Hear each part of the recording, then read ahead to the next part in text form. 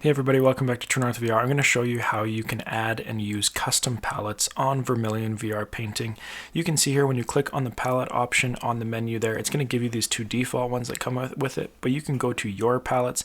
This is where you can save your own that you've been using, or you can add some to folders of other people's and download them and be able to put them on here. So I'm going to show you how to do that, but first I also wanted to show you if you want to follow any of my tutorials, they are right in Vermillion. You can go to either the YouTube and search it, or in the top right you can go down to Paint Along and click on Paint Along with Brian Sloan. That's going to take you to my first video, but if you scroll down slightly you're going to see the playlist of all of my tutorials. You can click on that and enjoy those ones as well.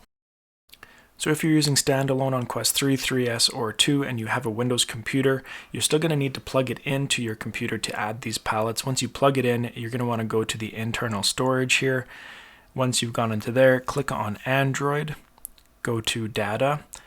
You're going to need to find Vermillion, which is at the very bottom, XYZ, the aviary Vermillion. Click on Files, and then on the far side there you can see Palettes. This is where you can click and drag the whole folder from my Google Drive download into there, and it will show up in the game.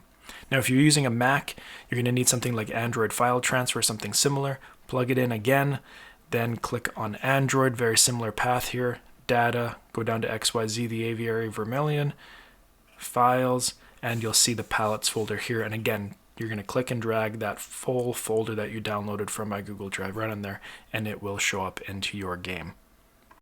Now if you're using the Steam version or the Quest Link version, you just need to be on your Windows computer. Go to your local disk, go to Users, click on the username, mine is Brian here, go to App Data, go to Local Low, go to the Aviary, Vermillion, and here you're going to see palettes, and you can see the three folders that I have right in there. Now if you can't find it for some reason, if it is a different path, then you can always just search for it. I did search for it the first time and was able to find it, and then as you can see there, I clicked and dragged it, so I had a shortcut always to be able to easily find it instead of having to do that full track every single time.